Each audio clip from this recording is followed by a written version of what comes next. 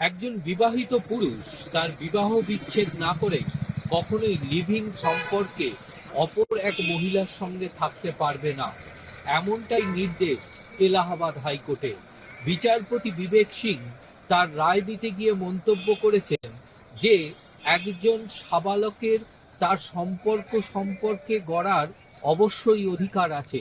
সেক্ষেত্রে সেই ব্যক্তি সম্পর্কের বিরুদ্ধে তার বাবা মাও কখনো আপত্তি জানাতে পারে না, কিন্তু তার সেই অধিকারের একটি নির্দিষ্ট সীমা থাকা প্রয়োজন।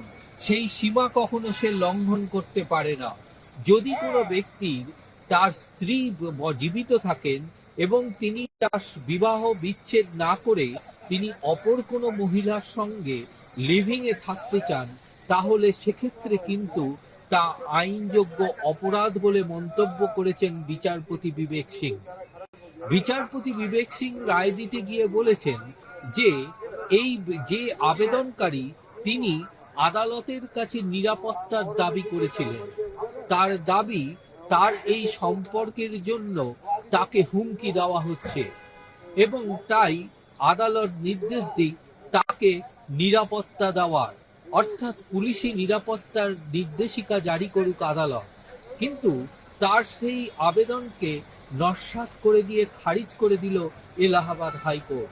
এলাহাবাদ হাইকোর্টের বিচারপতি পর্যবেক্ষণে পরিষ্কার বলেছেন যে ওই ব্যক্তি তৃতীয় কোনো মহিলার সঙ্গে সম্পর্কে থাকতে পারেন বা দ্বিতীয় কোনো মহিলার সঙ্গে সম্পর্কে থাকতে পারেন, কিন্তু সেক্ষেত্রে তাকে যে বিবাহযোগ্য স্ত্রী রয়েছে সেই স্ত্রীর সঙ্গে তাকে বিবাহ বিচ্ছেদ করতে হবে।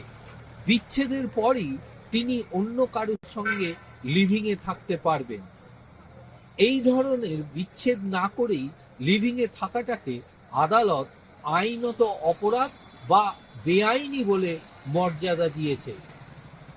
এলাহাবাদ হাইকোর্টের এই রায় যথেষ্ট প্রভাব ফেলবে সমাজে, এমনটাই মত আইনজ্ঞ মহলে।